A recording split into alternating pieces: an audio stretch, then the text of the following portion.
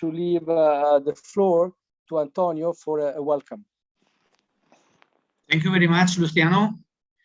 Professor Luciano has been very kind in inviting our cost action, BenBetFar, to participate in this dissemination activity of the webinars. And I think we are going to have an excellent cooperation in the next coming months with several I think, excellent speakers about NRF2 in different diseases. Today, we have the luxury of having these three wonderful speakers that Luciano will introduce in a minute. The next webinar will be probably related to vascular disease and NRF2, you will know. And all I have to say is to thank again Luciano and the Sapienza University for this opportunity to interact with BenBetFar and provide this dissemination activity. Thank you very much. No, thank you, Antonio. Really, it's a pleasure to work with you, and again to join forces in this, for this very interesting series of webinars. I think is a very good idea. So, without further ado, it's a pleasure to give the floor to the first speaker, who is Ozumi Motohashi from Tohoku University in Japan. She will give a talk on NRF2 addiction and transcription in cancer. Ozumi is a full professor at the Department of Gene Expression Regulation, the Institute of Development Aging Cancer of Tohoku University. She received her MD PhD degree from the same university in 1996. Since 2006, she has been focusing on the response mechanism to various internal and external oxidative xenobiotic stresses and contributions of NRF2 to the maintenance of homeostasis. Especially, she is interested in NRF2 roles in various pathological conditions, including cancers. NRF2 functions and its contribution to cellular homeostasis seem to be altered in cancer cells with persistent activation of NRF2 compared with normal cells that exhibit transient activation of NRF2 only when it is necessary. When she started her own lab in 2013, NRF2 and cancer has been one of the main research topics. She is trying to understand the unique activity of NRF2 in NRF2 activity cancer cells from the viewpoint of epigenetic regulation and metabolic regulation. So very fascinating topic. It's a pleasure to leave you the floor, Ozumi. Thank you very much. Okay, so thank you very much for the nice introduction. So let me share my slide.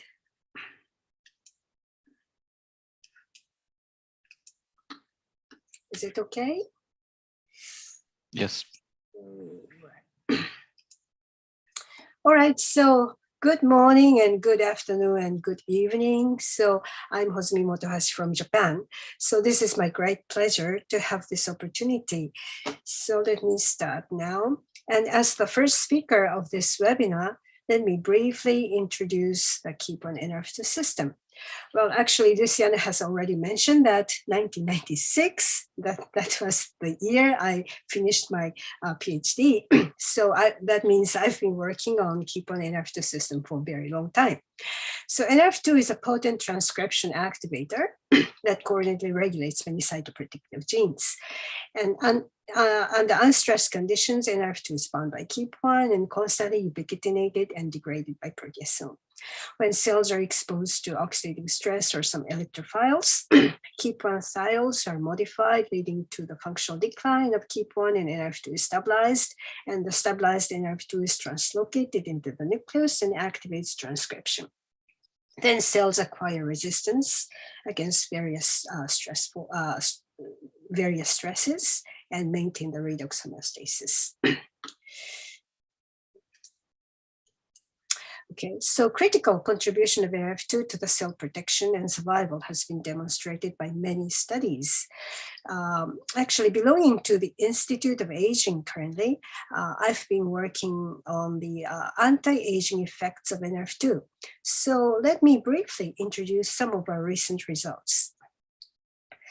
Systemic NRF2 activation by KEEP-1 knockdown in mice alleviates neural pathology and improves cognitive function of Alzheimer's model mice, and extended lifespan, and mitigates renal pathology in Clothal mutant premature aging model mice.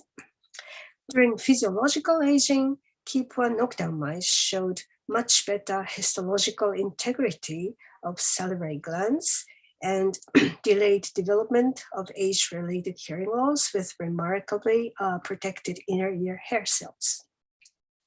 We also found that NRF2 activation in skeletal muscles increases exercise endurance capacity, probably due to the increased type 1 fiber with more active mitochondria. And this tendency is also observed in the aged mice, suggesting that NRF2 activation is effective for prevention of frailty of aged people. Now let's go into the cancer story. And as you already know, many human cancers hijack the KEAP1 NRF2 system. And NRF2 is aberrantly stabilized in various human cancers. And this slide shows various causes inducing aberrant activation of NRF2 in cancer cells. The aberrant accumulation of NRF2 in cancer cells is strongly correlated with poor prognosis of cancer patients. Our current understanding of the mechanisms how NRF2 drives cancer malignancy is that NRF2 increases antioxidant function and detoxification capacities, resulting in the therapeutic resistance, and that NRF2 promotes metabolic reprogramming under the sustained activation of growth signals supporting aggressive tumorigenesis. With these advantages, cancer cells with persistent activation of NRF2 often fall in NRF2 addiction. So a straightforward strategy for controlling NRF2 activated cancers is to inhibit NRF2. However, it is not so easy to simply inhibit NRF2 systematically. Because according to this work, published from Masi Yamamoto's lab, systemic NRF2 deficiency using NRF2 knockout mice allows increased colonization of cancer cells in lung. And they also showed that NRF2 deficiency in myeloid cells suppresses anti-tumor immunity. Moreover, NRF2 activated cancer cells are likely to suppress anti-tumor immunity.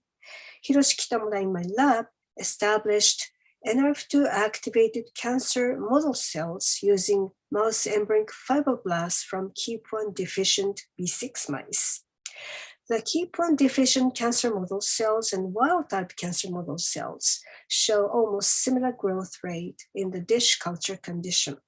But when they're transplanted into the immunocompetent B6 mice, the wild type cells once generated tumors, but it regressed, whereas the KEAP1 mutant cancer model cells showed aggressive tumorigenesis, and this was the NRF2 dependent. So we utilized these model cells and examined the gene expression profiles. Interestingly, tumor tissues generated from KEAP1 deficient cancer model cells exhibit dramatic suppression of immune-related genes, suggesting that NRF2 in cancer cells suppresses the immune response.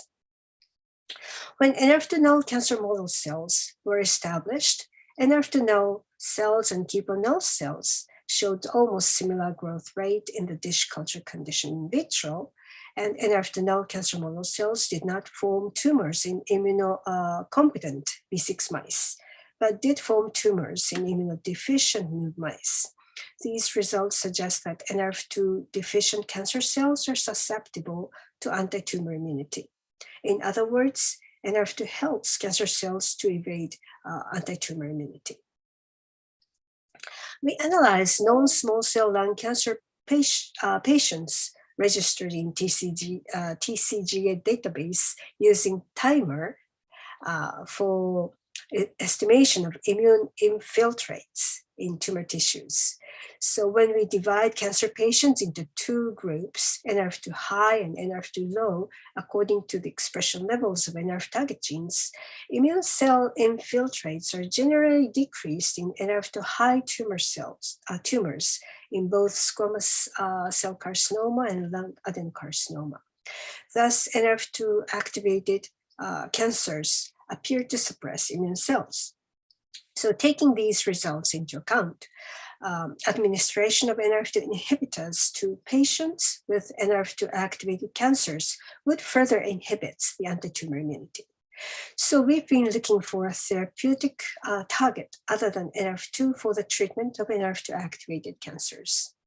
To this end, we explored NRF target genes unique to NRF2 activated cancer cells. Keito Okazaki, my lab, explored NRF2 activated lung cancer cells, specific NRF2 downstream effectors.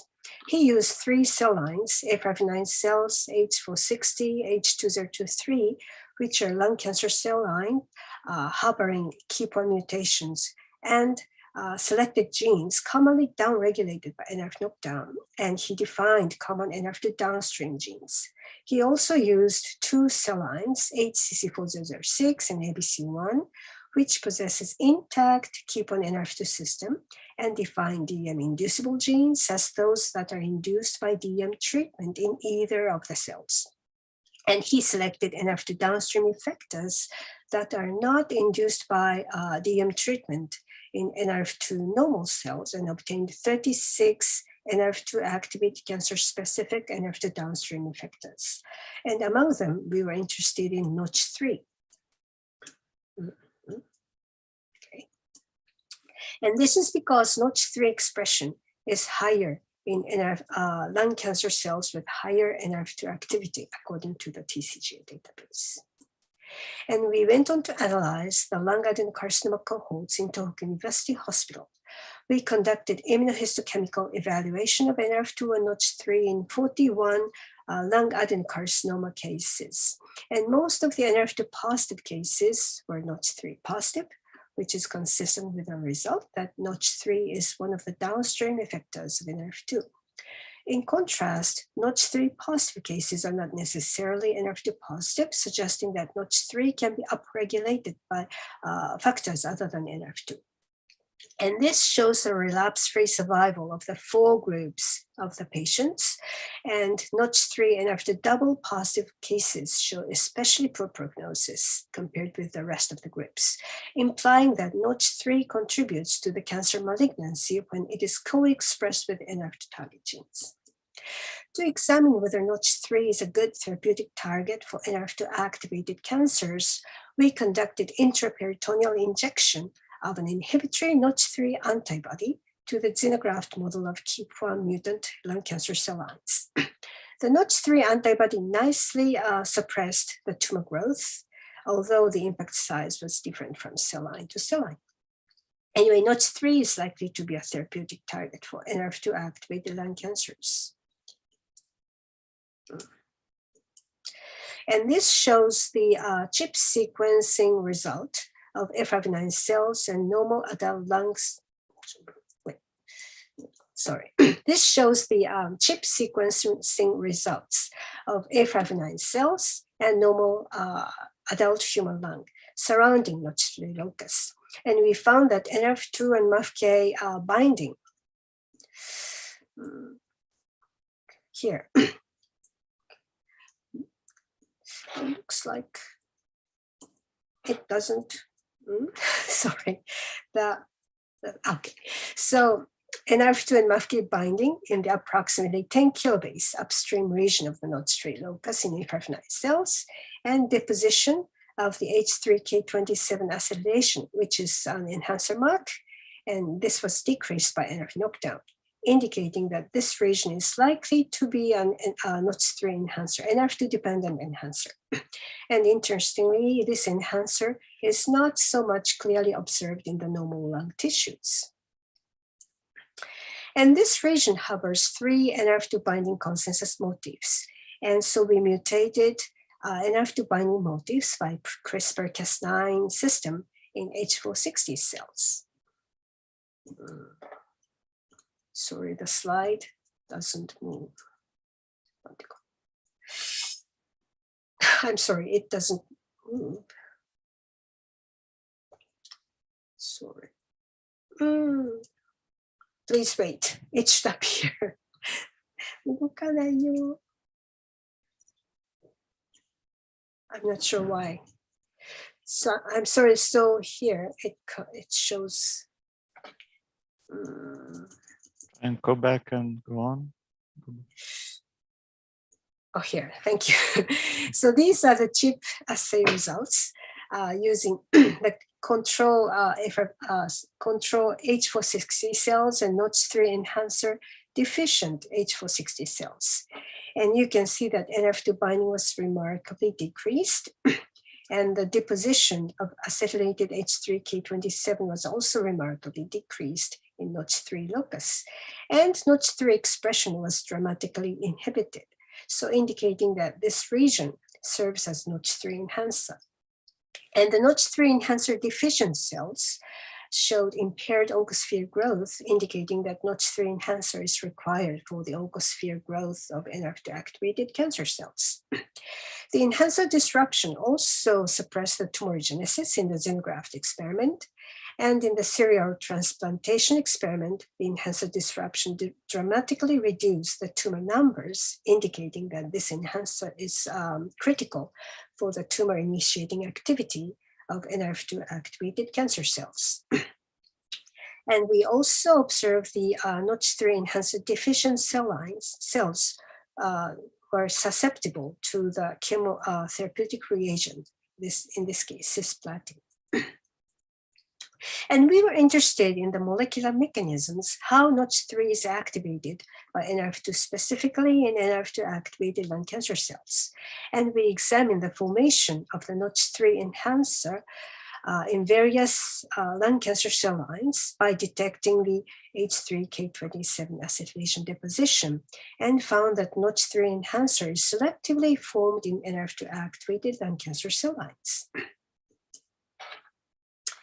Sorry, again, it doesn't go.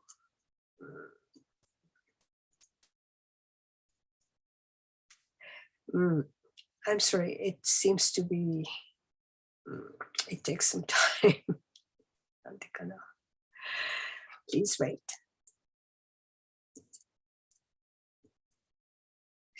It doesn't move.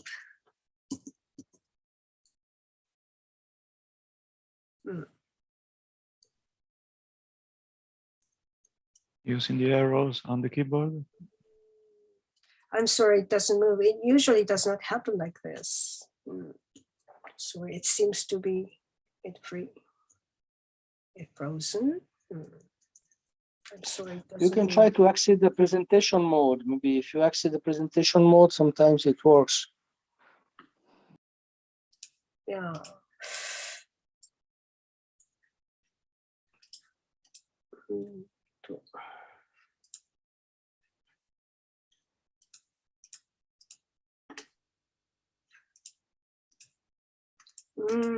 Can I?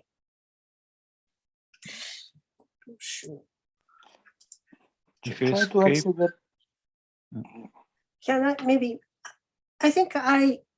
Can I stop the sharing once? It doesn't move. Sorry, I'm sorry. Let me try again.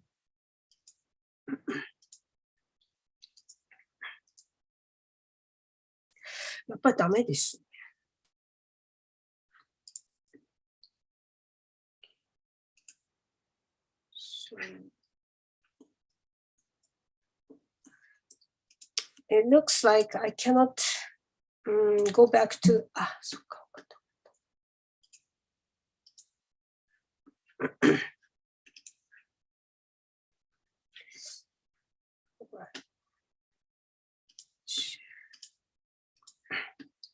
I'm sorry, I think it's ダメですね. I don't know why. It goes. So sorry. So let me continue. It's working. It's working. Sorry. So this is the ENCODE data showing that many other transcription factors bind to the Notch3 enhancer locus, and The enhancer region harbors many binding motifs of multiple transcription factors. And these transcription factors, among these transcription factors, CBP beta was found to contribute to the Notch3 expression by knockdown experiments. So these are the results of chip sequencing, chip assay. When CBP beta was knocked down, the H3K27 acetylation level was decreased in the Notch3 enhancer region, indicating that CBP beta is required for the establishment of the Notch3 enhancer. And interestingly, CBP beta knockdown reduced the NRF2 binding to the Notch3 enhancer, and NRF2 knockdown in turn inhibit the CBP beta binding to the Notch3 enhancer, indicating that CBP beta and NRF2 exhibit interdependent DNA binding. And supporting this observation, we found that NRF2 antibody pulled down CBP beta, indicating that CBP beta is contained in the NRF2 complex. Moreover, ENCODE data analysis revealed that NRF2 binding peaks frequently co-localize with CBP beta binding peaks. And this is a heat map showing the acetylated H3K27 deposition and CBP beta binding peaks in the regions surrounding the NRF2 binding peaks. So you can see that NRF2 binding peaks accompanied by the acetylated H3K27 deposition is bound by CBP beta, implying that NRF2 CBP beta cooperativity underlies the NRF2 mediated transcriptional activation. And we found that CBP beta protein expression is more abundant in the NRF2 activated cancer cells. The co-expression of NRF2 and CBP beta was further verified in the clinical samples by immunoplot analysis and immunohistochemistry. So NRF2 expression and CBP beta expression measured by Western blot analysis were positively correlated, and similar tendency was observed in the immunohistochemical analysis. And finally, we verified that CBP beta contributes to the oncosphere growth, which reflects the tumor initiating activity. Thus, NRF2 CBP beta cooperativity enhances the tumor initiating activity of NRF2 activated lung cancer cells. And we further conducted comprehensive analysis of the NRF2 CBP beta co-regulated genes by comparing CBP beta dependent transcriptome and NRF2 dependent transcriptome in A59 cells. And interestingly, a pathway analysis revealed that genes involved in the xenobiotic metabolism is enriched in the common downstream effector genes. And this is an example showing AKR1C1 and AKR1C2 locus. And you can see the co-localization of NRF2 and CBP beta binding peaks here. And also the acetylation deposition is decreased by NRF knockdown and CBP beta knockdown, suggesting that this locus is co-regulated by NRF2 and CBP beta. And consistent with the result that genes involved in the xenobiotic metabolism are co-regulated by NRF2 and CBP beta knockdown, as well as NRF2 knockdown, sensitized the cells to the chemotherapeutic reagent cisplatin. And final question is why CBP beta accumulates in NRF2 activated lung cancer cells. We think that one of the clues is that CBP beta is one of the NRF2 CBP beta common downstream effectors in NRF2 activated lung cancer cells. And NRF2 knockdown decreases the CBP beta expression and approximately 25 kilobase upstream of CBP beta gene, NRF2 and MAFK binding is observed with a typical NRF2 binding sequence. So persistent activation of NRF2 continuously enhances the CBP beta gene transcription, and CBP beta autoregulation may further increase its expression. So therefore, in normal physiological condition, NRF2 is stringently activated and regulates a battery of enhancers, which are NRF2-dependent canonical enhancers. In NRF2 activated cancers, NRF2 is persistently activated, activate the CBP beta gene expression. And CBP beta further increases its own expression, resulting in the accumulation of CBP beta protein and emergence of NRF2 CBP beta cooperativity. And CBP beta cooperates with NRF2 for establishing new enhancers like NOTCH3 enhancer and contributes to the tumor initiating activity.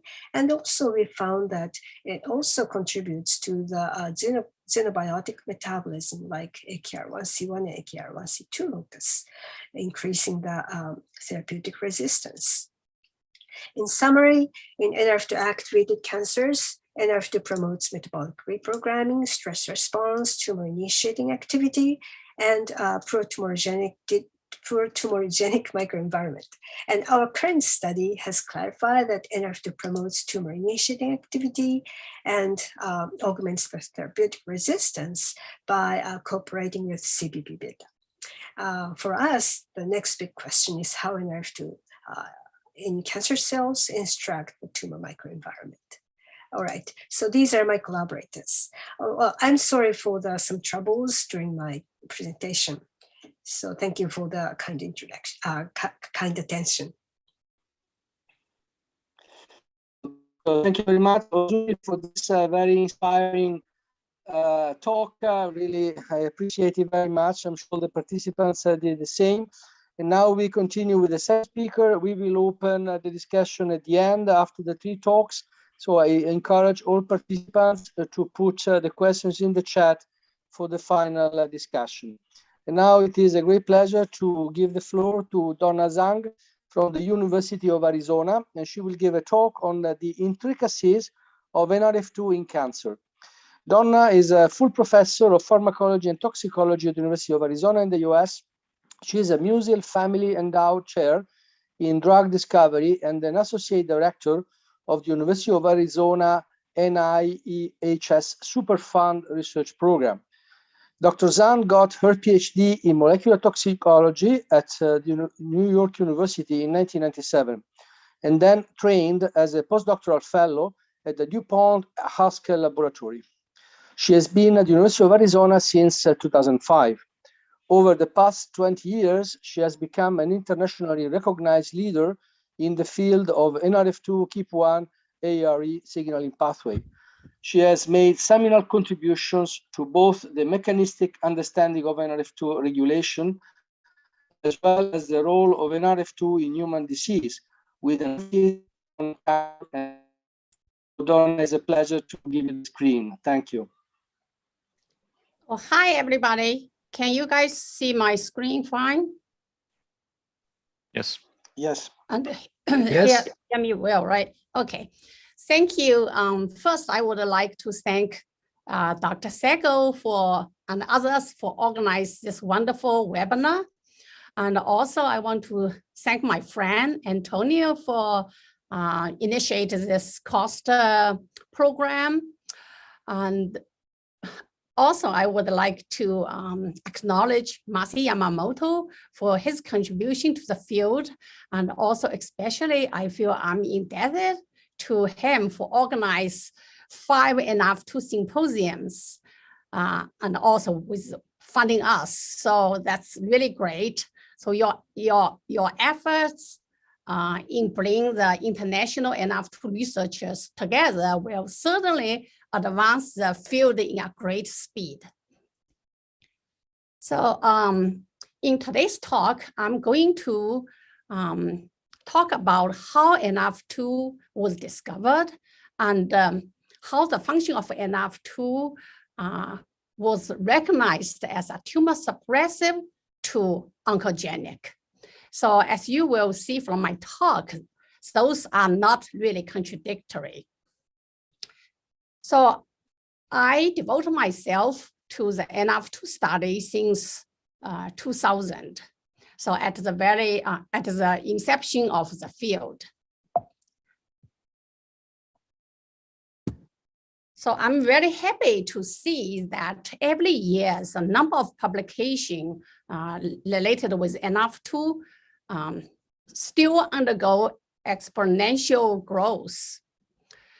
So NRF2 was discovered by scientists in the chemoprevention field such as Paul Terry, a pioneer in the field. So here show you that Paul Terry was looking at the broccoli sprouts because he found that the main ingredient, sulforaphane, has chemopreventive activity. So here I borrowed in June 3rd's review article, show all those great food can induce incidence of cancer, and those are the main ingredients from those food that have chemopreventive activity. So what those chemopreventive compounds do was to induce expression of a set of genes encoding phase 2 detoxifying enzymes. So here are a list of phase 2 detoxifying genes and endogenous antioxidant genes.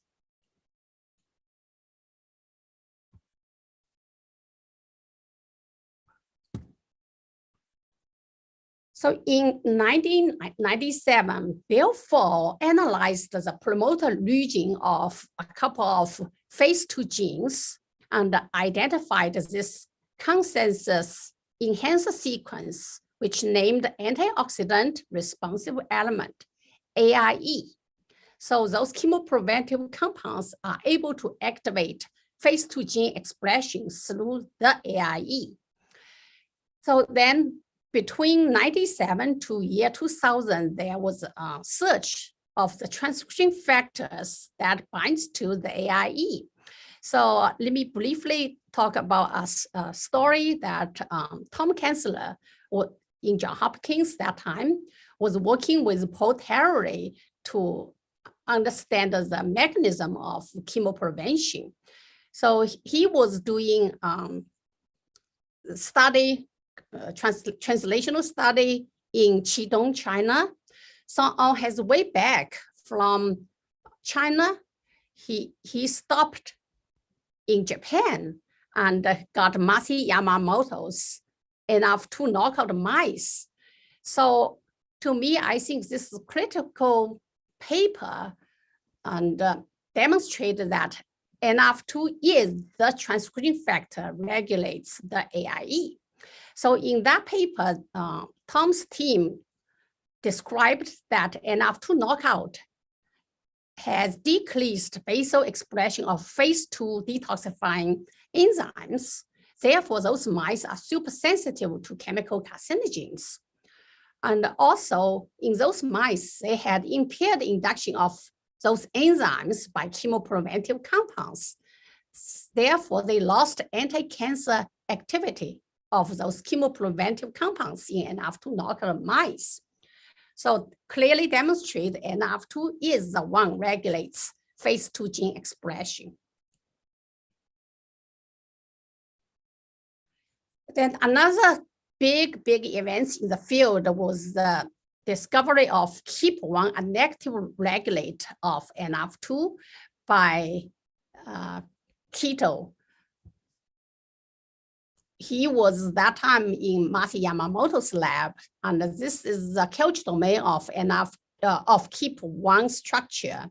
So he used the N-terminal domain of NRF2, used yeast 2 hyper system, fished out this KEAP1. So over the first decade of NRF2 study, so as Hozumi already mentioned, this is the mechanism that how KEAP as a primary one negatively regulates NRF2. So in normal case, there's very low NRF2 expression in your body. This is because NRF2 is constantly targeted for ubiquitination by KEAP-containing E3 ubiquitin ligase and send to 26S proteasome for degradation. Under induced conditions, such as after you eat broccoli sprouts, and somehow there's a conformational change of this E3 and the NRF2 binding, which stabilize NRF2, so resulting in excessive amount of NRF2. So NRF2 moves to the nuclear where it forms heterodimer with a small MEF protein and binds to the AIE to upregulate its target genes. So here I mentioned that this is a canonical mechanism of NRF2 activation, and we identified a key cysteine residue that is cysteine 151 in KEAP1 play a significant role for NRF2 induction by chemopreventive compounds. So I briefly mention another mechanism of regulation. This is called non-canonical KEAP P62 dependent regulation of NRF2. This involves autophagy dysregulation, and this does not require cysteine 151. So it's the cysteine independent mechanism. So that in that model, that the P62 upregulation of P62 shown in green here is able to sequester KEAP1 into this autophagy zone, okay, resulting in degradation of KEAP1 by autosomal lysosomal degradation pathway. Therefore, NRF2 is upregulated. And this non-canonical mechanism of upregulation resulting in prolonged NRF2 activation. So that, oh, sorry, that, I don't need this one. So essentially there's two major modes of NRF2 regulation. In normal cell, so you have a functional KEAP1, so KEAP constantly targets NRF2 for degradation. So if you eat broccoli sprouts, NRF2 is induced intermittently because you have KEAP1, so NRF2 is reduced again until your next NRF2 activate pill. So that way, because you have a functional KEAP1, so that way is chemopreventive. Okay, you have normal cell, normal KEAP1, so it's chemopreventive. Then those two modes of NRF2 activation is oncogenic. So in many of the lung, small cell lung carcinoma, and there's a mutation in the binding domain of the KEAP1 or the NRF2, ETGE domain around here. So disrupt the KEAP NRF2 interaction. So KEAP no longer causing NRF2 for degradation, resulting in accumulation of NRF2. So NRF2 signal is constitutively highly upregulated. So that is the non-canonical mechanism I mentioned, resulting in require the autophagy dysfunction. So we identify this during arsenic study. Arsenic is a human carcinogen. So we believe that arsenic block autophagy zone fused with lysosome.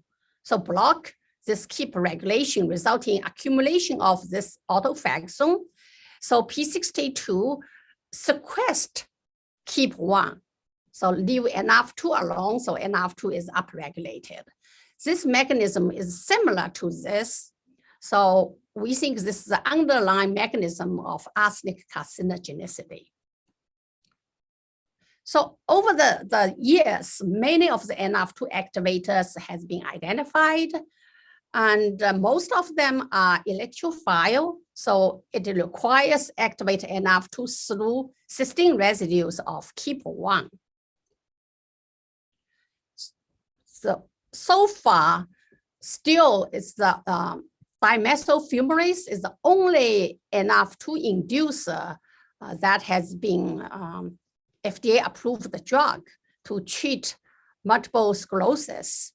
And other NRF2 inducers such as sulforaphane and CDDO are all still under clinical trial. And my lab has identified those natural products that are NRF2 inducer. So use those NRF2 inducer identified, we tested in a couple of model, and the conclusion was activation of NRF2 by those NRF2 inducer able to confer protection against cancer, acute pulmonary injury, diabetic nephropathy, or diabetic wound healing, and aging, and the neuroprotection. So for cancer, yeah, we showed lung cancer and ovarian cancer. So I just going to show you one the strategy in the new strategy in developing NRF2 inducers. So that is enlightened by Masi Yamamoto and John Hayes structure illustration indicating there's two KEAP1 molecules bind to one NRF2 protein through this weak binding and strong binding domain. So based on this, we published a couple of papers identify that endogenous proteins can disrupt this weak binding, such as P62, I already mentioned, involved in autophagy pathway, and also the P21, so target gene of P53. So those are the key for the intersection between NRF2 signaling pathway and other pathways. This is like a hub for different pathways. So in terms of drug discovery in NRF2 inducer, so we believe this is much better way to develop the inhibitor that disrupt this interaction rather than electrophile. As illustrated in this paper we published, that so we screened 16 geopixin compounds and identified two groups. One are electrophile, another group are non-electrophile, as represented here, that compound 3 induce NRF2 through induction of KEAP cysteine residues. So this is the covalent NRF2 activator, and this is the non-covalent NRF2 activator, compound 5. And the compound 5 provide great protection. So as data showed here that, so compound 3, okay, so this is the KEAP wild type. So we have CRISPR knockout KEAP1 cell line, then put back in either wild type or cysteine 151S. So mutated this critical cysteine residues. So compound 3 no longer induce NRF2. However, compound 5 doesn't care about the mutation of cysteine 151. So that is a non-covalent induction activator of NRF2. So this is the Western blot also shows same thing too. So here is the intensity of the NRF2 band, and this have similar pattern as the luciferase activity. So again, show compound 3 induce an NRF2 in a cysteine 150, in a KEAP cysteine 151 dependent manner, but not this compound 5. Then look at the protection. This is a compound 5. So confer great protection against arsenic toxicity and also against cisplatin toxicity. Compound 3 is similar as the sulfur frame. So electrophile induction of NRF2. And here just show that it's KEAP dependent. So the protection is lost in KEAP knockout cell line.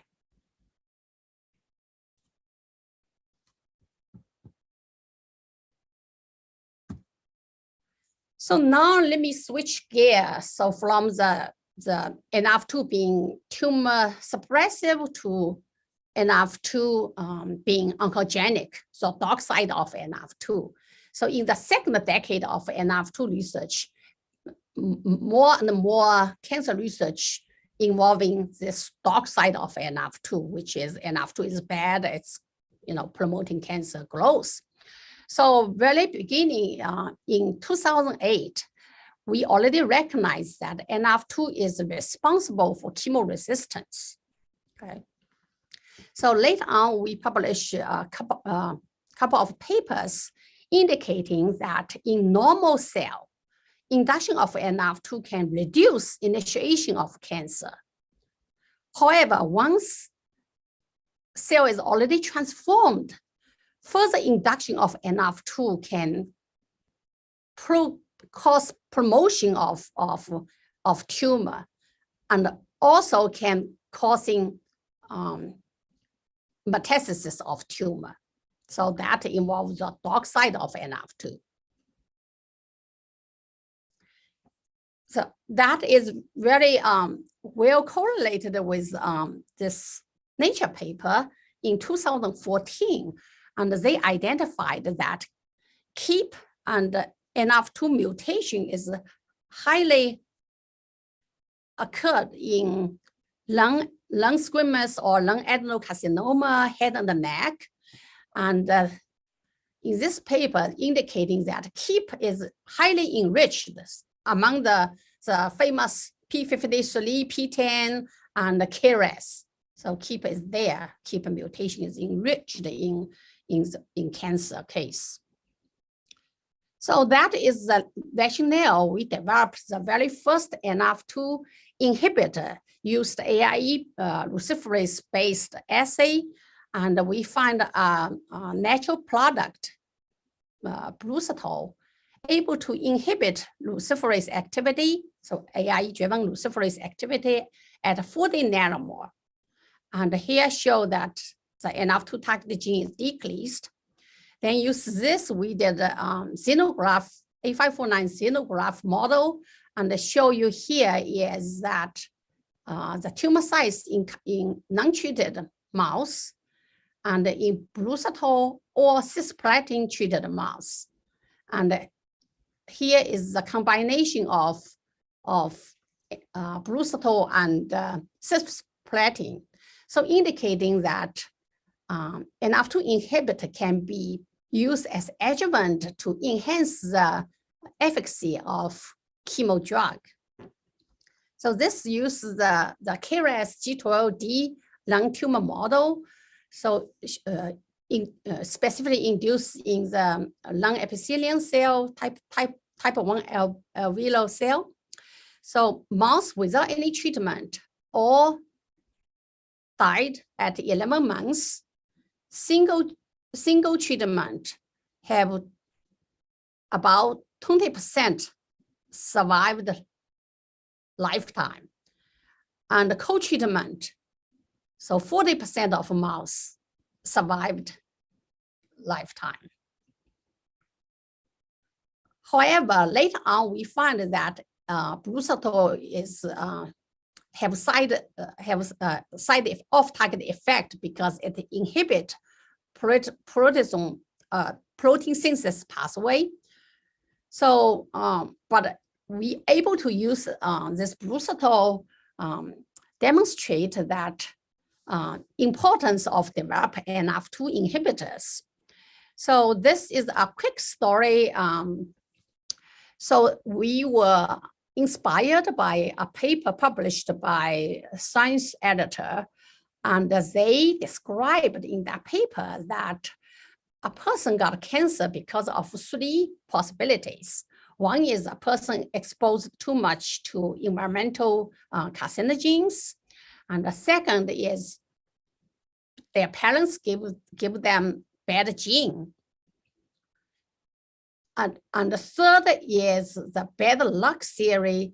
So they think that two-thirds of the cancer occurred is because the random mutation hit those important genes during stem cell proliferation.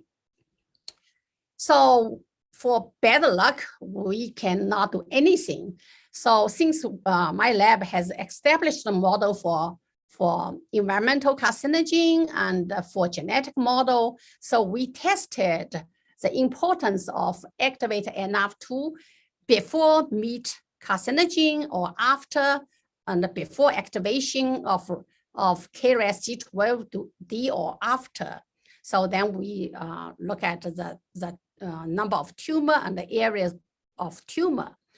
So what we found was that NRF2 prevents the initiation of environmental factor-induced cancer, but has no effect on genetic factor-associated cancer. So that part is a chemo prevention, right? If you induce NRF2 before meet carcinogen, so it reduces the incidence of cancer. However, KRAS mutation is too strong. If you activate KRAS, whatever, how much NRF2 in your body, you got cancer. So, and also NRF2 promotes the progression of pre-existing tumors in both cases. So those data clearly demonstrate how important to have a specific NRF2 inhibit with less off target. So, but it's proved to be very challenging. So the problem is being a transcription factor, NRF2 is not a hormone receptor. So it does not have a traditional druggable binding pocket. Okay. And also lack of attractable biochemical functions that can be analyzed in a traditional high throughput manner. In addition, there's no structure of NRF2 alone or in complex with other proteins. So even not NRF2 small math AIE structure were available. Plus, if you want to use bacteria to produce NRF2, it's super difficult because NRF2 is an intrinsically disordered protein. So that are all the challenges we are facing. So finally, let me use picture to summarize the function of NRF2. And this was in a review article did by Mongse, my former graduate student. Because of this review article, she got associate editor position in Cancer Cell. So I'm very proud of her. So I guess people in the audience are all agree with me that we should put NRF2 in the center.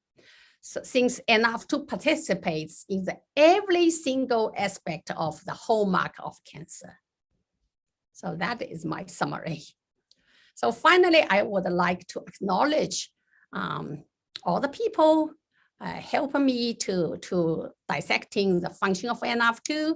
So I have wonderful collaborators from outside the university and also inside of University of Arizona.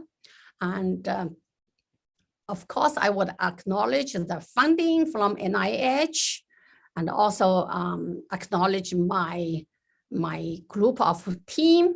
So that picture was taken in July last year.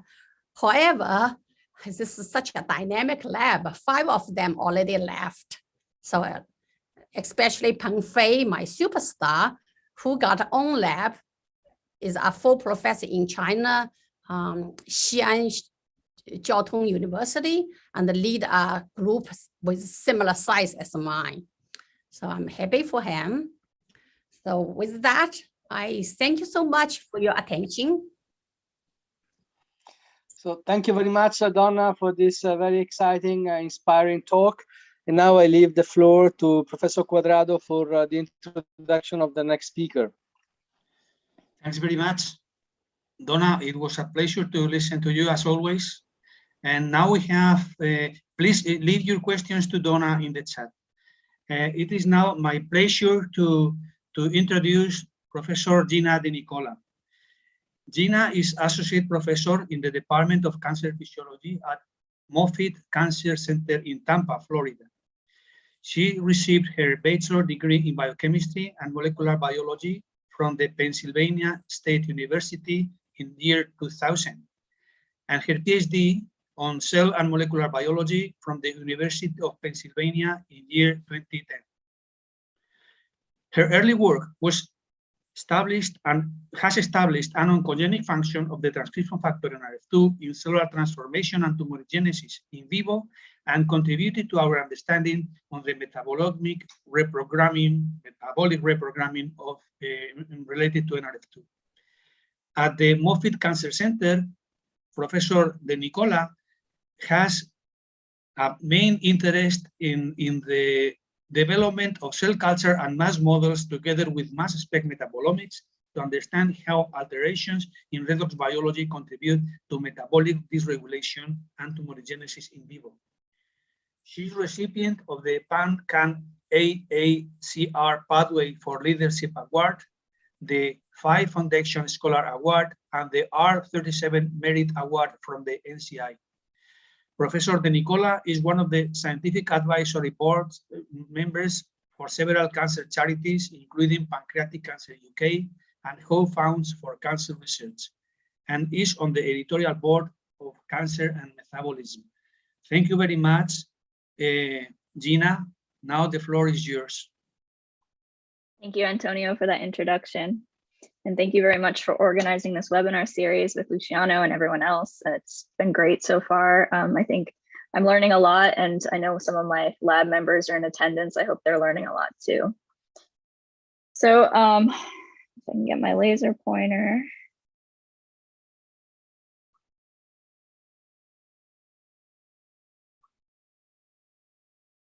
Which I can't find. It's okay, I'll use the mouse. So I'll be telling you about our work understanding metabolism downstream of NRF2, particularly cysteine metabolism in lung cancer. So I'm the third one to speak. So you've already gotten 2 introductions to the regulation of NRF2 in cancer. So I'll be brief. I just want to remind everyone that under basal conditions, NRF2 is rapidly degraded through its association with KEAP1 and NRF2 ubiquitination. However, in response to stress, electrophilic exposure, KEAP1 is modified, which allows for the accumulation of NRF2. I'm going to focus on lung cancer today, which commonly has mutations in both KEAP1 and NRF2 that prevent proper NRF2 KEAP1 association and ubiquitination. And this allows NRF2 to constitutively accumulate, and target genes are constitutively expressed. So this turns this inducible system into a constitutive system where these genes are on all the time. And Hazumi gave us a great introduction into the 2 classes of genes that are regulated by NRF2 in response to stress: the antioxidant program, which helps cells cope with excessive reactive oxygen species, and the metabolic program. And these work in concert to help cells deal with damage. Today, I'll be focusing on the metabolic program, and there are many classes of metabolic genes that work together to help cells repair damage. So these fall into categories like amino acid metabolism, nucleotide metabolism, the production of NADPH, the metabolism of iron, and these really all sit at the interface between the detoxification of reactive oxygen species and proliferative programs that are hijacked by cancer cells with these mutations to support proliferation and survival. And within these programs, today I'll be telling you about amino acid metabolism, particularly cysteine metabolism. So there are 2 very well understood cysteine metabolic enzymes regulated by NRF2. The first is the cysteine transporter, XCT. This is a cysteine glutamate exchanger that helps promote the entry of cysteine into cells for glutathione production and the detoxification of reactive oxygen species. And the second is GCLC, which mediates the first step in glutathione synthesis. And so to put this in a more cartoon format, NRF2 regulates this XCT transporter, which facilitates the uptake of cysteine. This is the oxidized form of cysteine. And after it enters into the cell, it's reduced. And this feeds the cysteine pool. And cysteine is used for protein synthesis, like other amino acids within your cell, but it also serves a really important redox function within the cell.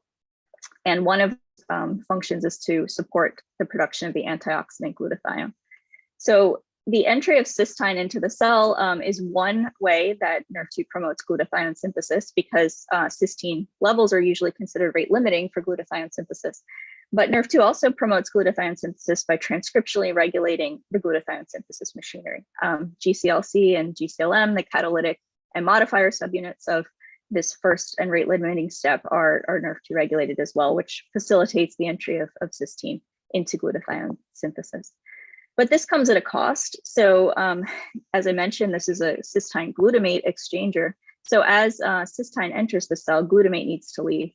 And so if there's a lot of cysteine uptake, this can actually lead to a glutamate deficient state.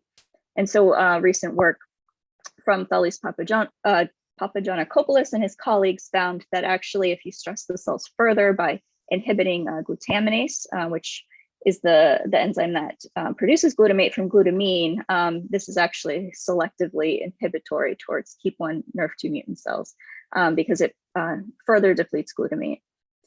And so we really need to understand the metabolic programming induced by NRF2 to understand which processes are beneficial, which processes may actually be detrimental to the growth and survival of KEAP1 mutant cells. And so in order to understand NRF2 regulated metabolism on a more global scale, we generated NRF2 and KEAP1 mutant alleles so that we can study metabolism in vivo. And so we generated two different mouse models. The first is a NRF2 mutant. This is a D29H mutation.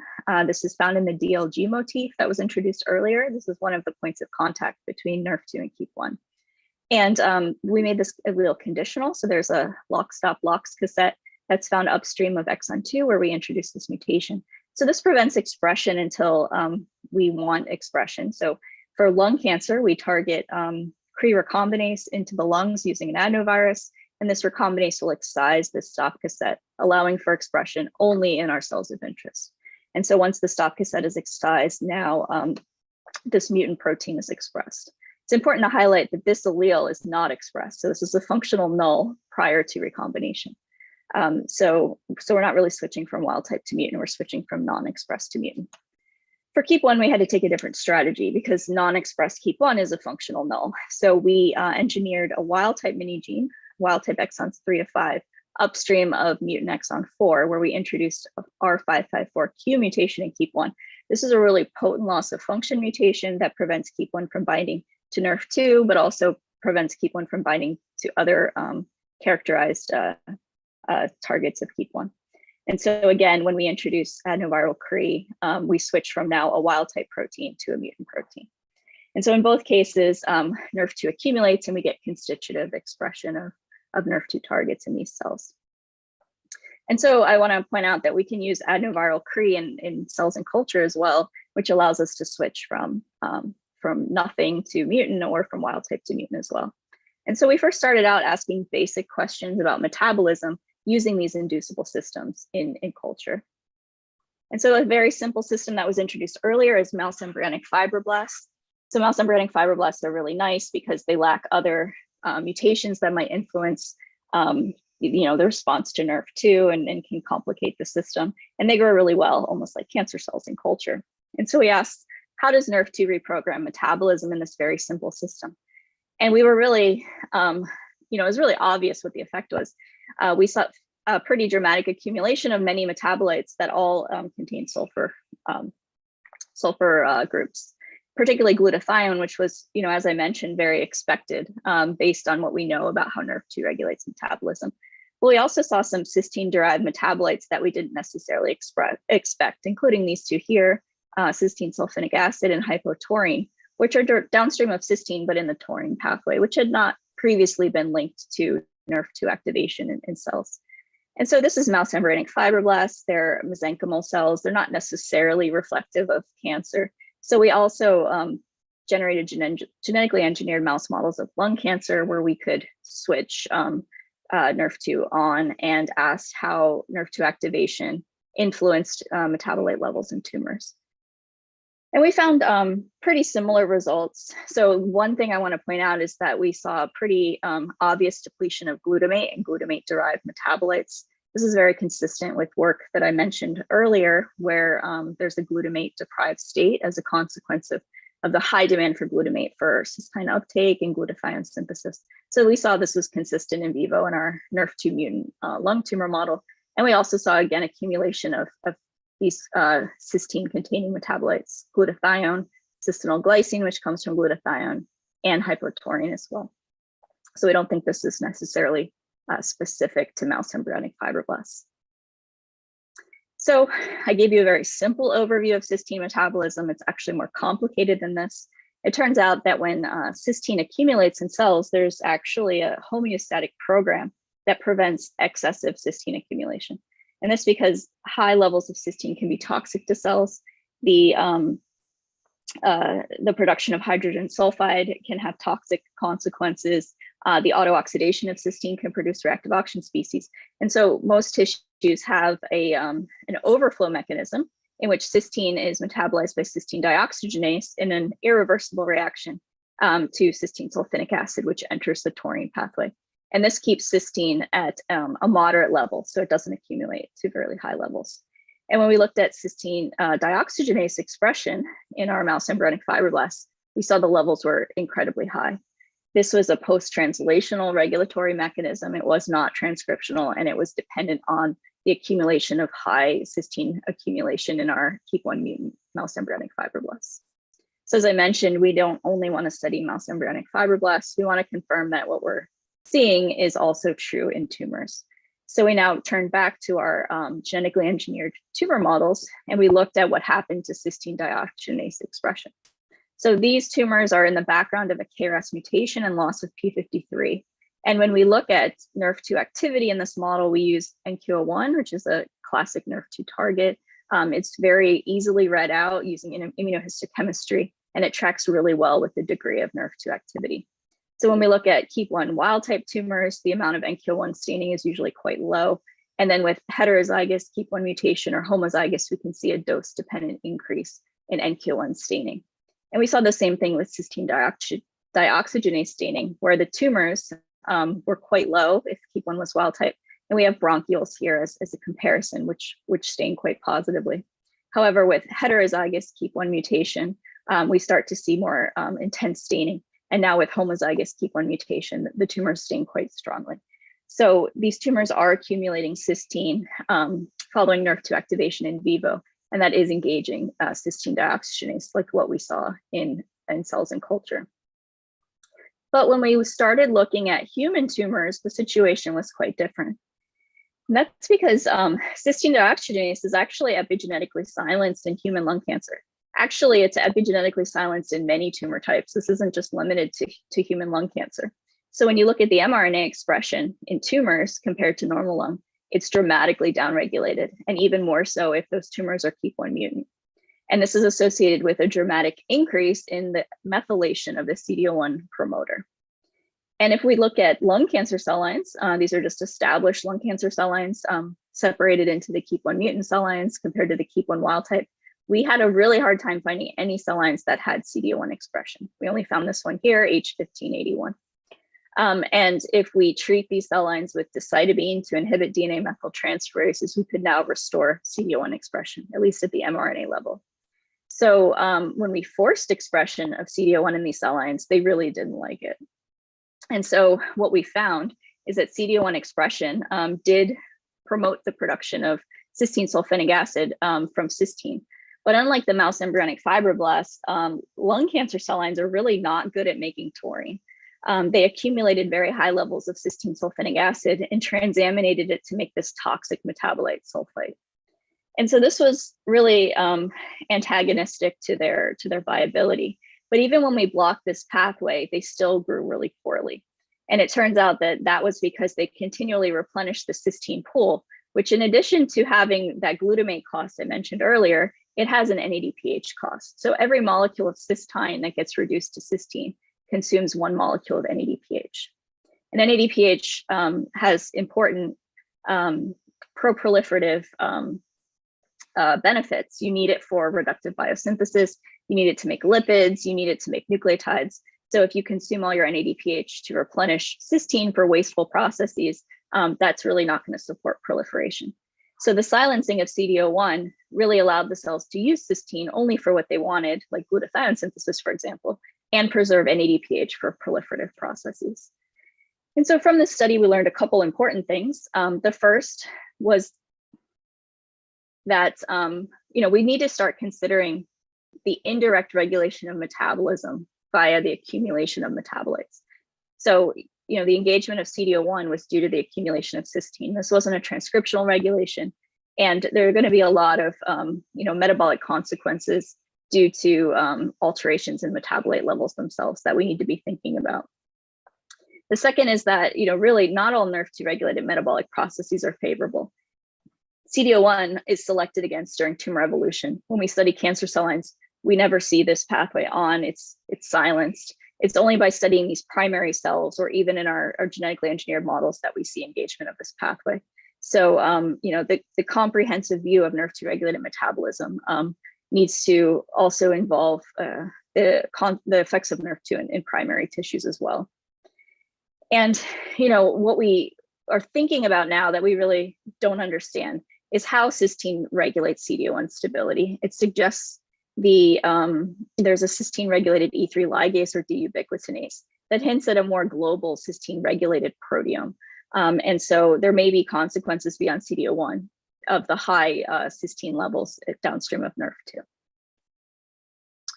So I have touched upon how cysteine enters into protein synthesis, that it's required for glutathione synthesis, and now I've mentioned taurine synthesis. But cysteine is also required for the production of iron sulfur clusters and coenzyme A, which support mitochondrial function, and it can also be used to make hydrogen sulfide, which has important antioxidant function by protecting proteins, but also signaling properties. And because NRF2 regulates the XCT transporter, the entry of cysteine into cells could enhance the support of these pathways, but also potentially confer dependence on this particular mechanism for supplying the cysteine pool. So is there actually an opportunity for targeting cysteine availability or even this transport mechanism for targeting KEAP1 NRF2 mutant cells?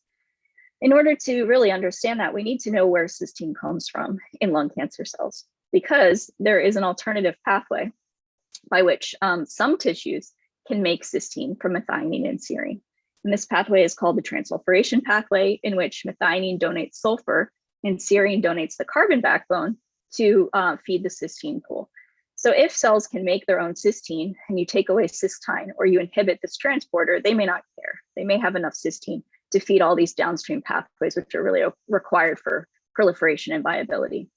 So we took a step back and we wanted to ask, where does cysteine even come from in tissues and in cells? And so to do this, we took mice and we implanted jugular catheters into these mice so that we could infuse them with stable isotope labeled substrates. And the mice are awake and they run around the cage while they do this. So we're really minimizing the metabolic effects of this infusion. So anesthesia can really have negative consequences on metabolism or alter metabolism in a lot of ways. And so we used serine, and this carbon here is labeled with carbon 13. And if it enters into transsulfuration, it will label cysteine on this carbon. And using mass spectrometry, we can ask, do tissues make serine or not, or cysteine or not? And so the results looked like this. So we've profiled some tissues. We haven't looked at every tissue in the body, but these are the ones we were most interested in. So the liver is a tissue that's known to have substantial synthesis of cysteine from serine. And we could see very nice labeling in the liver. And we were particularly interested in the lung because we've been studying lung cancer, which has the highest prevalence of NRF2 and KEAP1 mutations. And so what we found was that the liver and the pancreas really demonstrated the most robust synthesis of cysteine from serine. We had very little to no detectable cysteine labeling in the kidney, thymus, and heart, and absolutely no detectable labeling in the lung, brain, or spleen. And this tracked really well with the expression of the enzymes in the transsulfuration pathway. So when we looked by Western blot, we could see that the pancreas and the liver had very high expression of both CBS and CSE, followed by the kidney, which we could also detect expression. The lung, these enzymes were practically not detectable. And you can see that's also true for these other low transsulfuration capacity tissues. But what about cancer?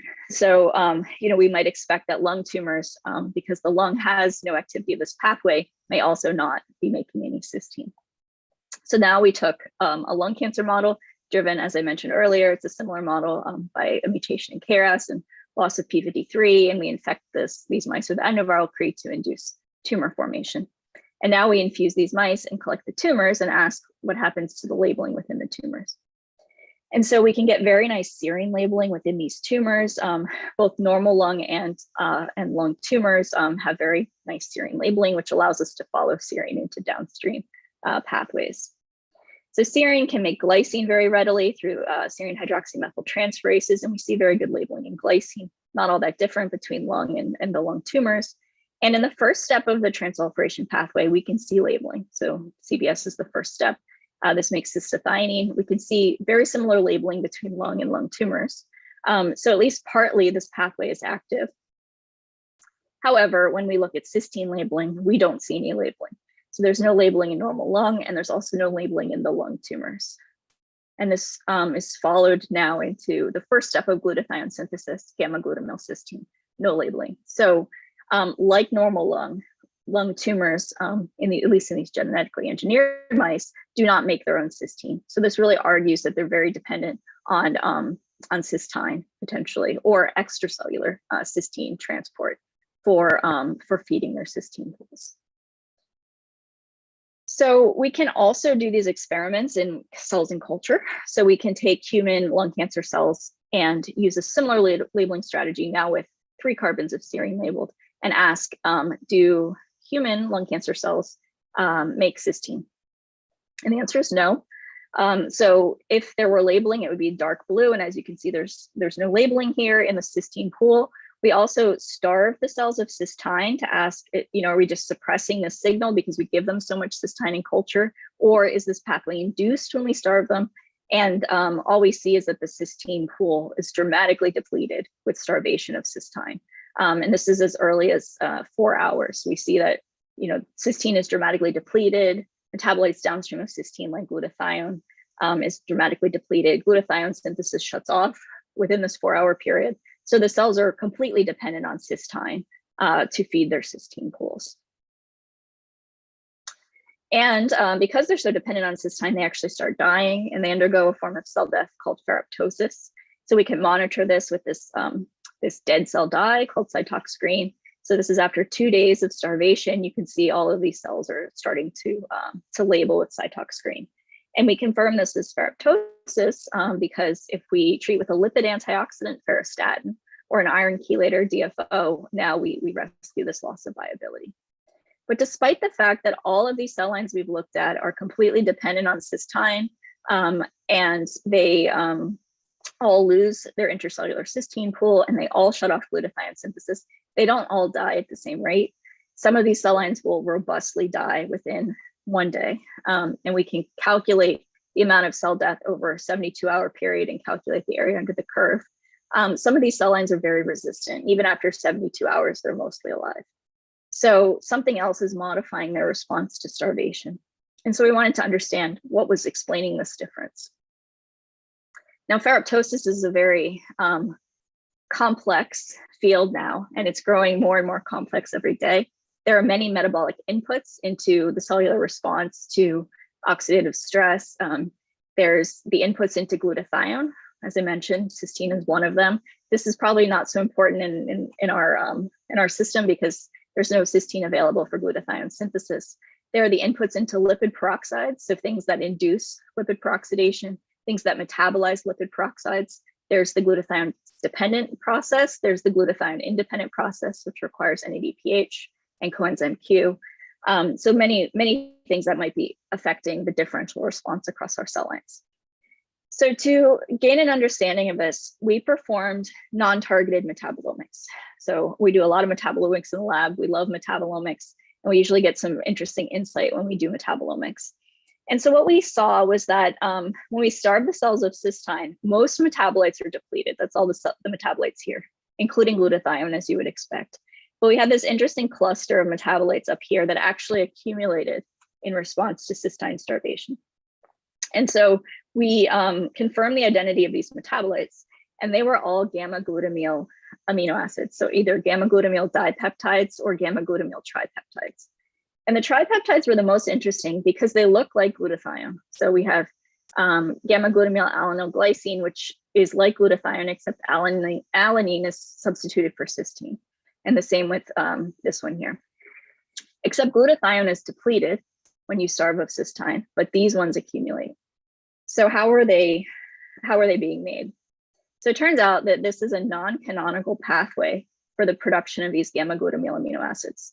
So under the canonical pathway, you would take glutathione and GGT would transfer the gamma-glutamyl group onto amino acids. But glutathione levels drop when you start with cysteine. So this, and we did tracing to confirm that this isn't the mechanism. We actually found that in a non-canonical mechanism, the glutathione synthesis enzyme, GCLC, was ligating glutamate onto all of these amino acids here. And, and we wanted to understand whether this actually played a role in ferroptosis sensitivity. So we also found that NRF2 was promoting this process. So normally NRF2 regulates the expression of GCLC, and this facilitates the entry of cysteine into the glutathione synthesis pathway, as I mentioned earlier. But what we found was that when cysteine is not available, NRF2 also promoted the production of gamma-glutamyl amino acids, because these alternative amino acids were substituting for cysteine. And now GCLC was ligating those with glutamate.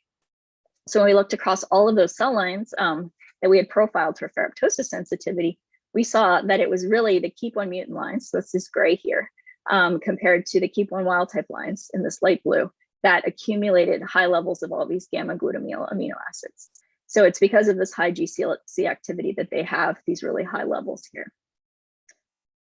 So why does this matter? Well, it turns out that when cells are starved of cysteine, glutathione levels decrease, which further increases the activity of GCLC and ligates glutamate onto these amino acids.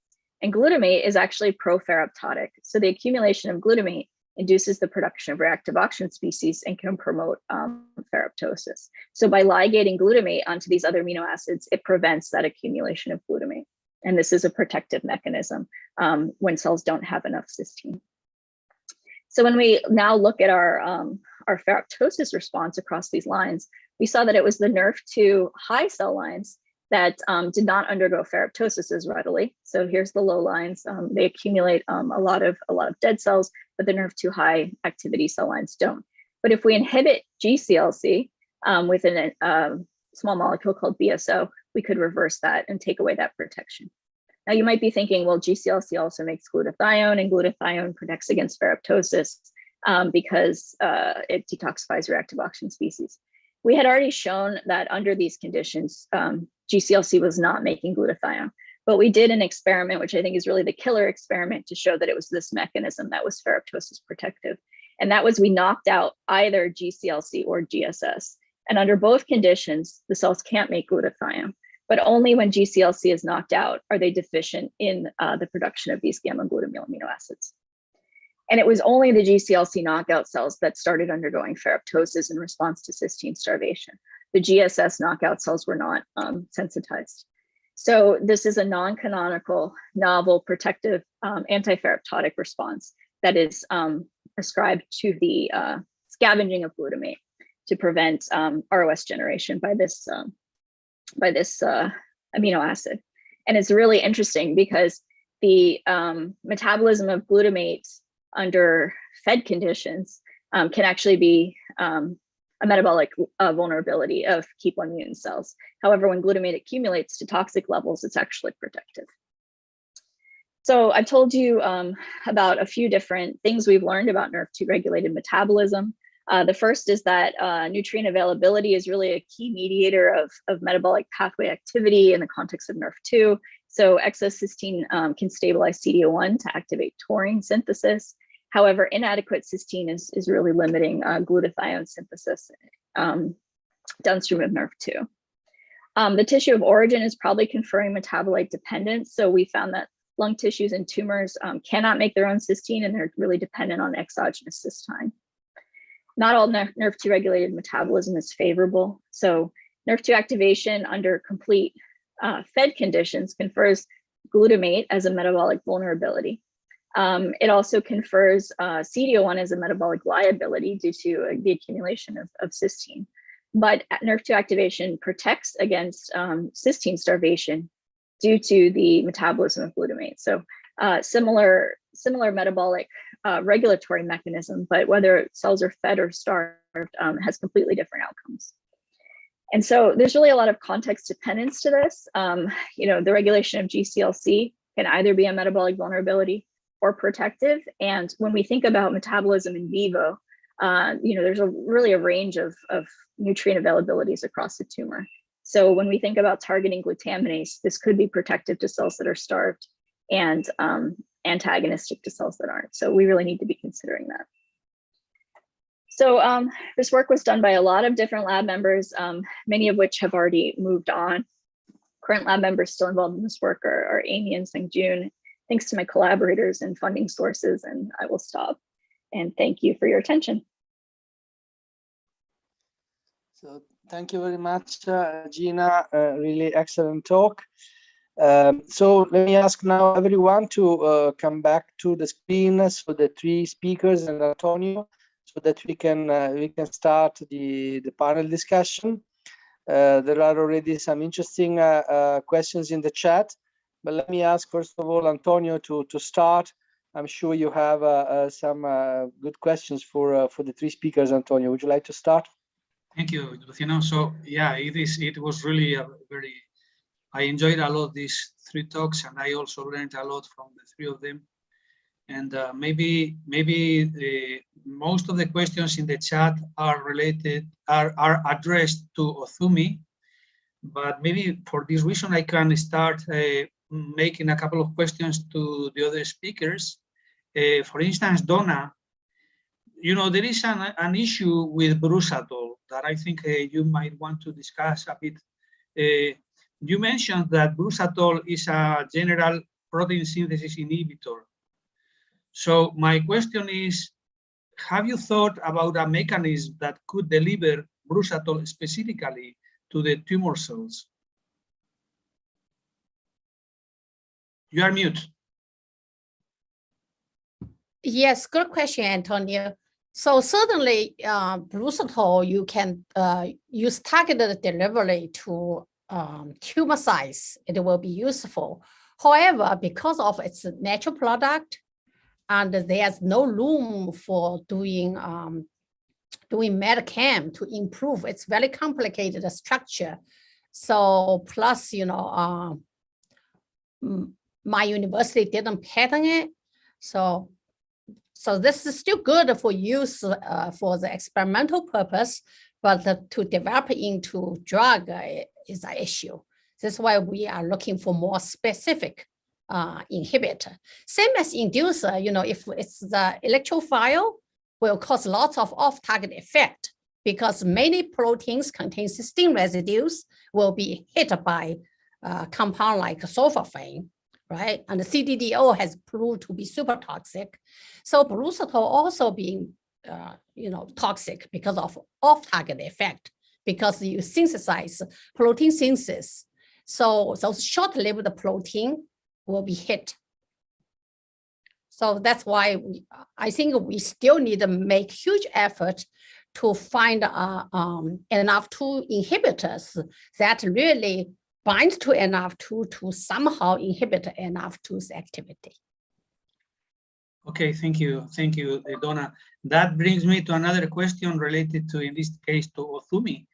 Do you think there is a way to develop something like a protein-protein interaction inhibitor between NRF2 and CEBP beta?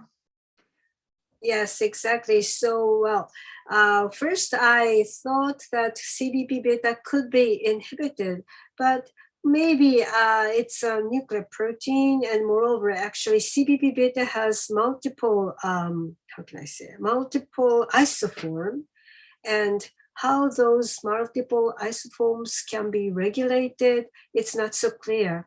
So it could be a bit difficult to make the CBP beta as a therapeutic target.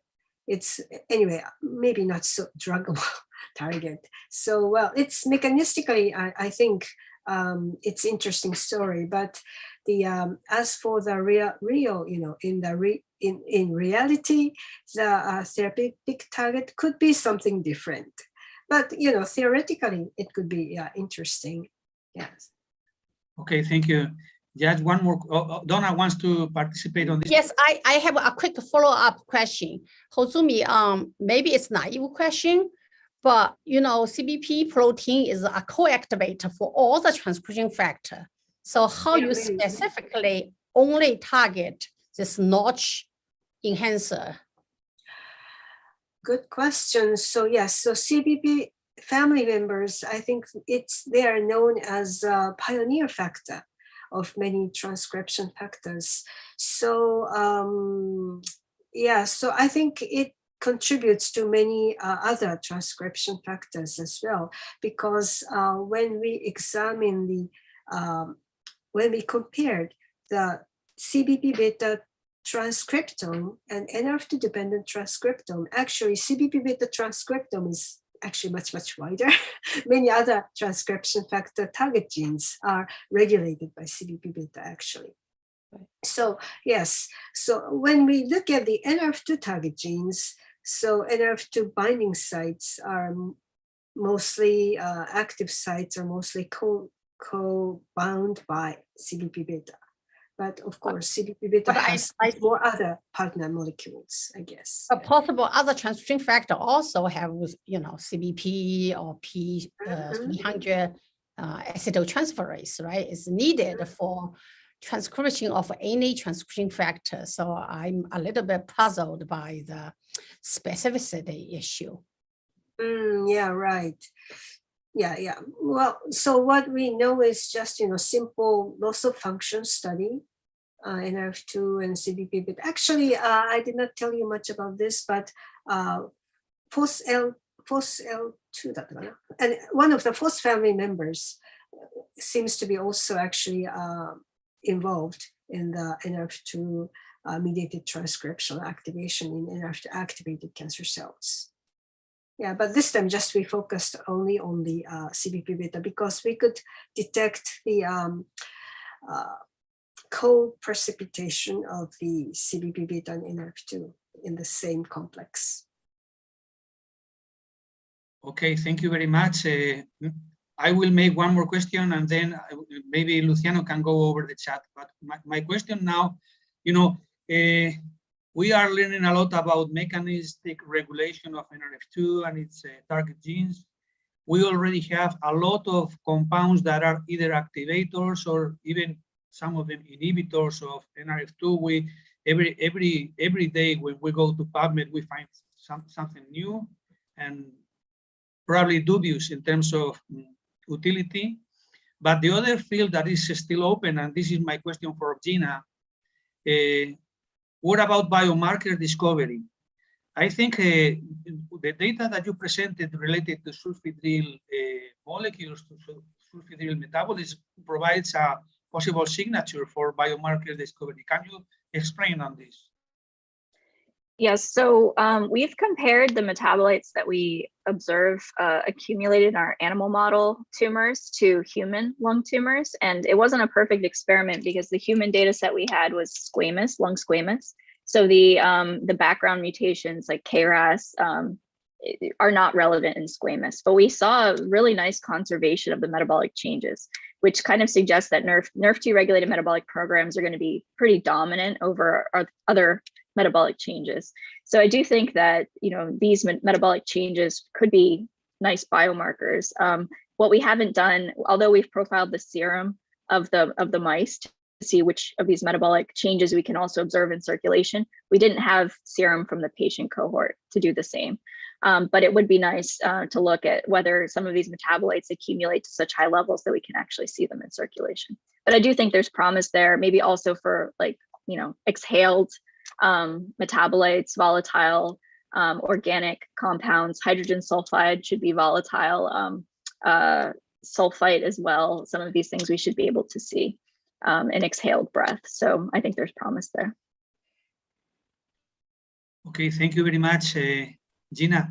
Luciano, would you like to go over the chat, or would you like me to do it? Yes, with pleasure. There is a very interesting question from Amy Egler, Villanova University, and the question is for the whole panel.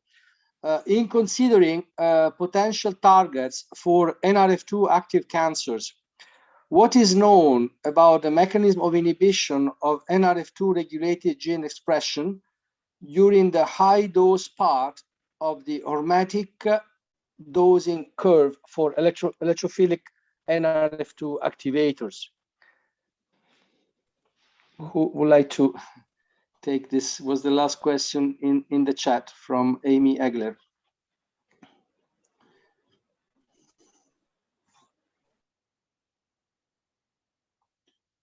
Anyone?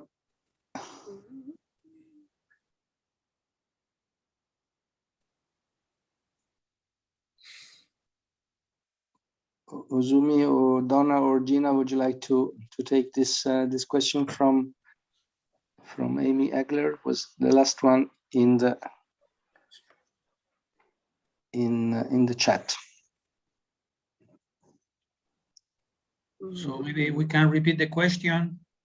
Yeah, if it is not clear, I mean, she's asking, in considering potential targets for NRF2 active cancers, what is known about the mechanism of inhibition of NRF2 regulated gene expression during the high dose part of the hormetic dosing curve for electrophilic NRF2 activators? I think the question is related, maybe some of you can answer regarding the role of sulforaphane in cancer. Right. Oh, okay. I can. Hozumi, you want to answer? No. Yeah, just I So want to, as one slide we showed that once cancer is already initiated, okay, and further activation of NRF2 by sulforaphane actually promoting tumor progression. I think it's my last data set of the slides. So activate NRF2 in normal cell is great. It's reduce the incidence of cell transformation, tumor formation. However, once the cell is already transformed, so then if you further enhance activation, is bad.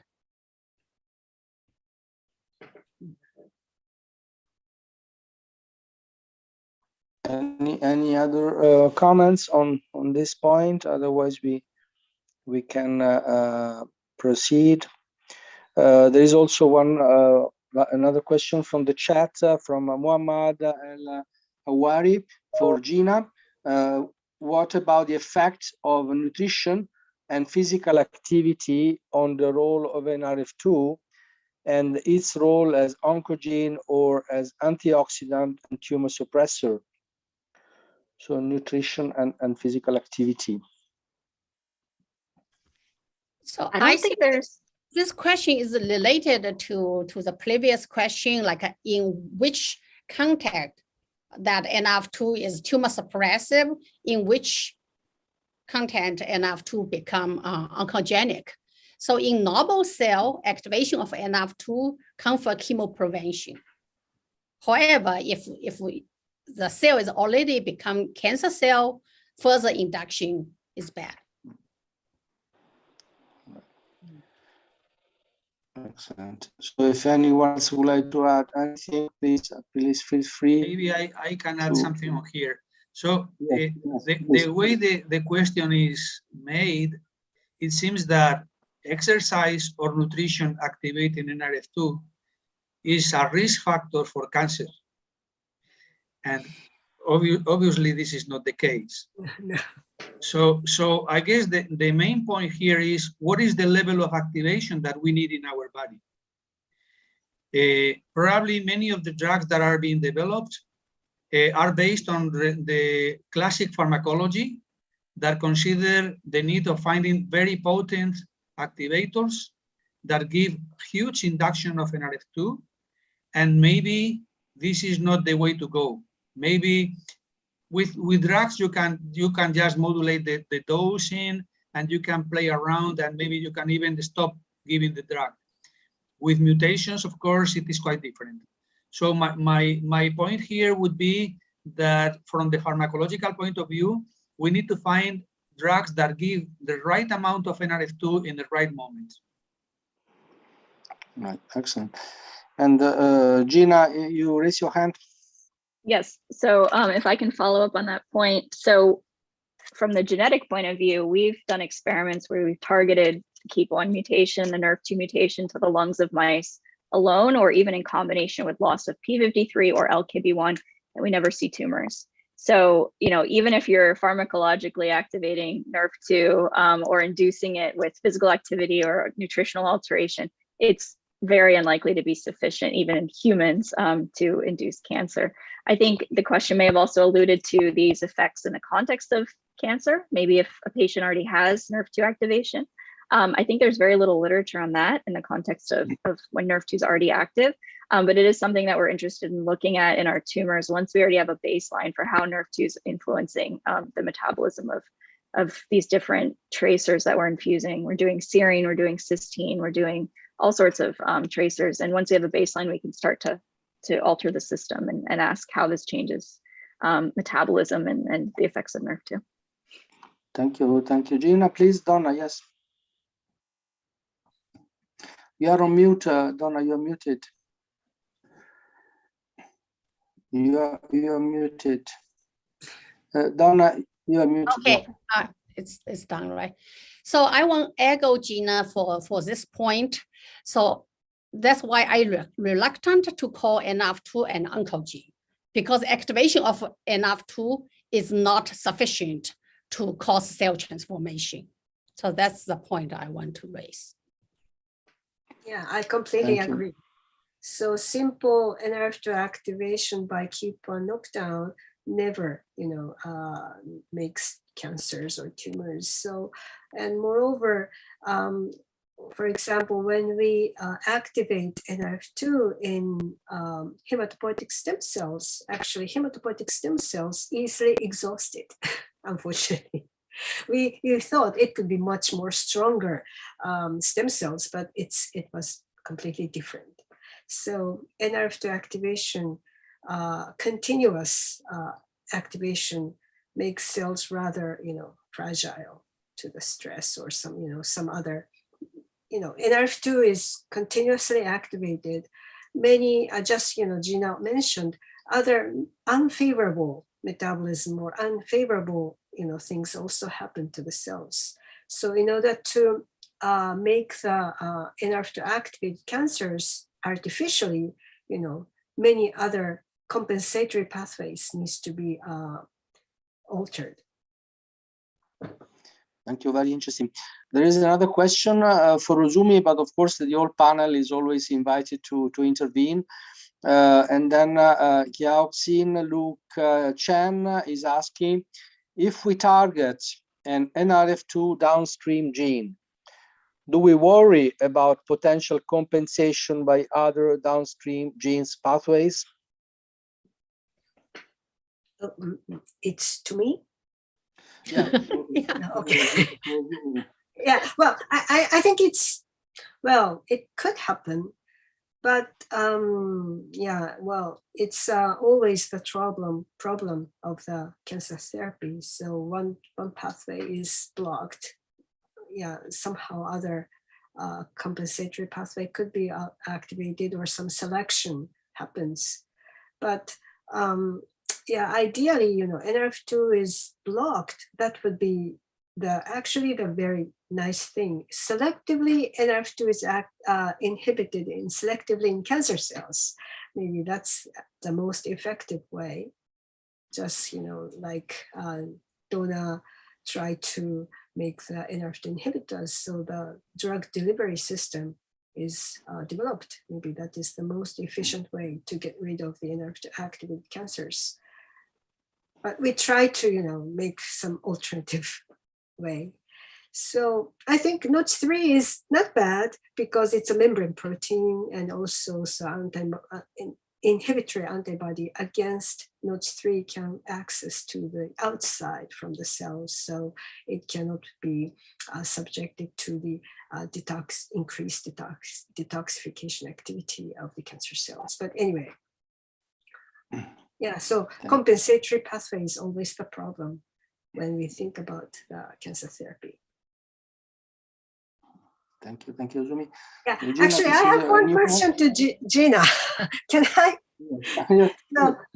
So Gina, so when I, deplete the cysteine from the culture medium, for example, HepG2 cells, they're all at once they die, but A509 cells, they did not die. So I thought, NRF2 activated cancer cells should very much relying on the cysteine, but it seems to be opposite. So your results gave me the very clear answer. So I was very much impressed. And so my question is, the cysteine depletion together with like glutamate, maybe, for example, BSO, like GCLC inhibitor, should be the good combination of the treatment of the NRF2 activated cancers. And how about the other cells? So other cells also may suffer from the cysteine inhibition. What do you think? So we did see that combining cystine starvation with BSO did dramatically accelerate their cell death. There has been some attempt to either inhibit XCT or deplete cysteine and cysteine in circulation with enzyme-based therapy. It was an enzyme called cystinase, and that was very well tolerated in mice. Mice were totally fine. I think they treated them out to 40 days. There was no toxicity. So it seems like normal tissues can tolerate this pretty well. Might have something to do with the amount of reactive oxygen species generated or other effects in the cells. They're less sensitive to ferroptosis. So yeah, I think to answer your question, okay. That could be a good combination. Okay, so I think many other people also want to ask how glutamate increases the ferroptosis. We're still trying to figure that out. So it is involved with ROS generation and lipid peroxidation, but the exact mechanism is not clear. So it has been proposed that it can generate,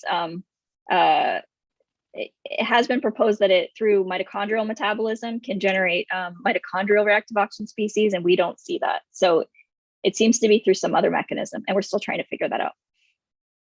Okay, thank you. Thank you.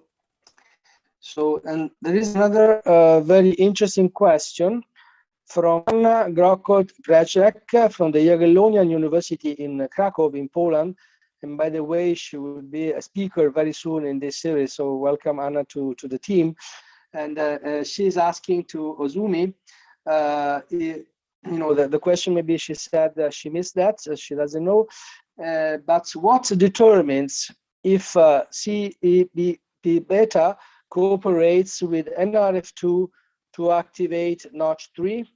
Would you expect the activation of Notch3 transcription in normal lung cells overexpressing CEP beta? Oh yeah, that's well, just like the reviewer asked. Well, we try to overexpress NRF2 together with CBP beta in NRF2 normal cell lines. But to tell you the truth, it was not so successful.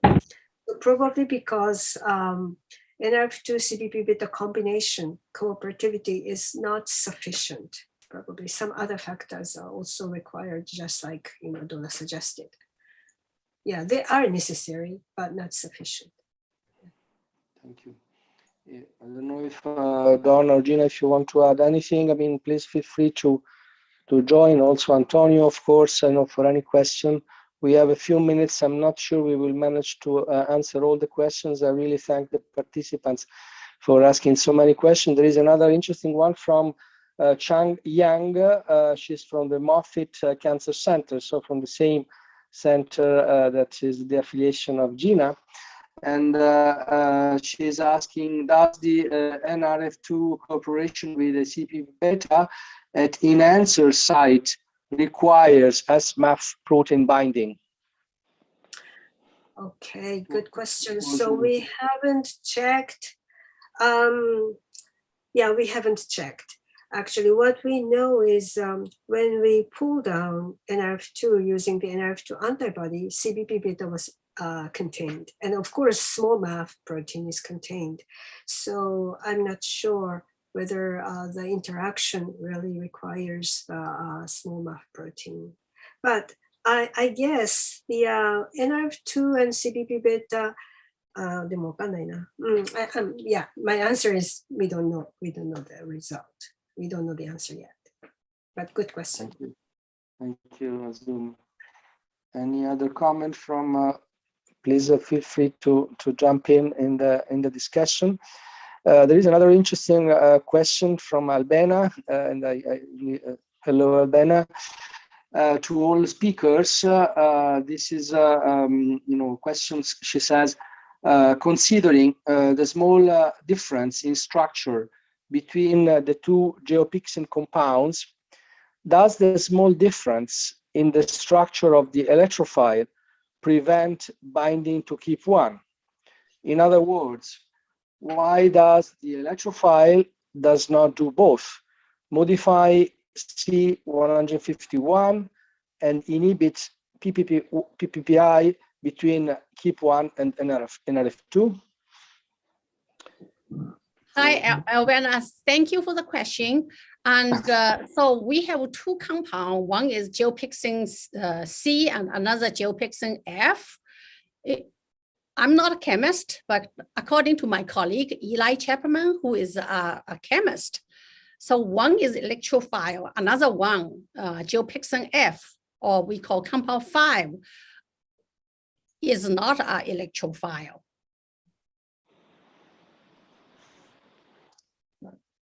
Thank you very much, Donna.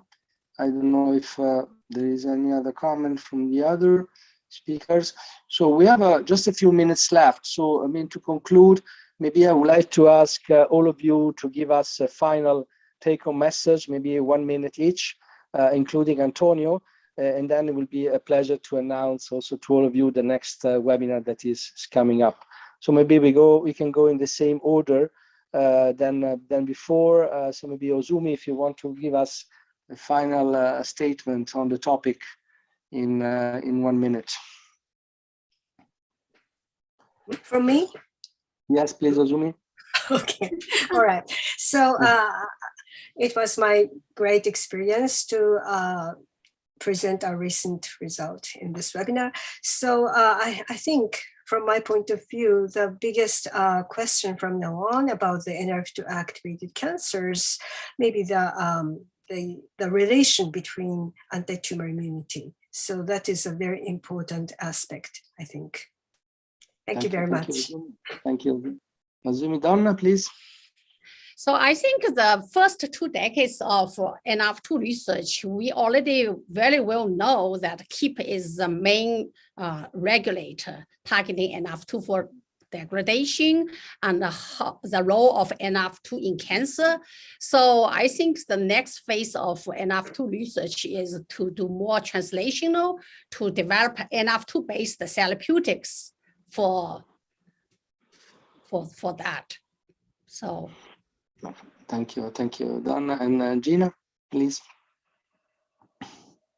So I think we're learning a lot about NRF2 regulated metabolism.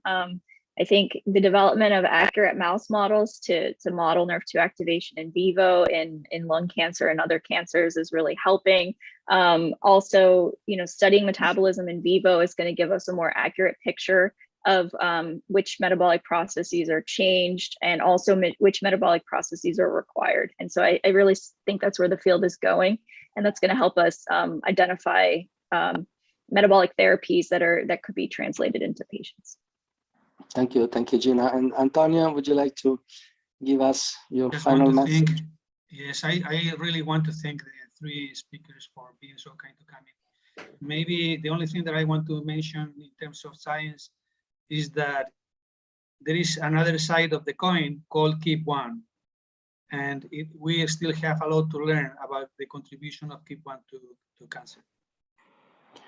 Thank you very much. Also from me, many thanks to the speakers. Many thanks again to you, Antonio, for organizing this excellent webinars. and also to the participants. We had more than 300 registrations for this webinar, and usually I saw about 200 people online. So it's, I think it's a good start for the webinar series this year. And we are planning to continue. We are planning to have a very interesting webinar very soon on NRF2 and cardiovascular disease with 3 excellent speakers, Andreas Daiber from Gutenberg University in Germany, and Krokot Preszek from Jagiellonian University in Poland, and Giovanni Mann from King's College London.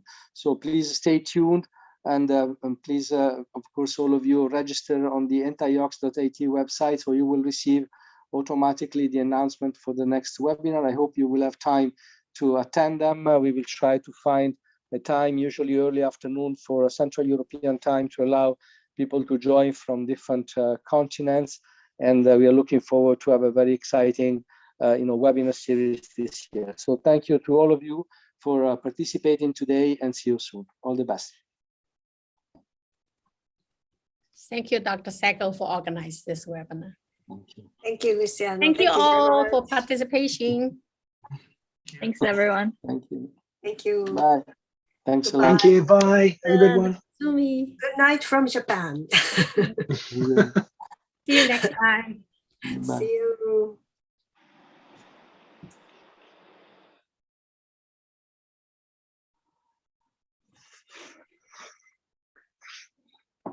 you.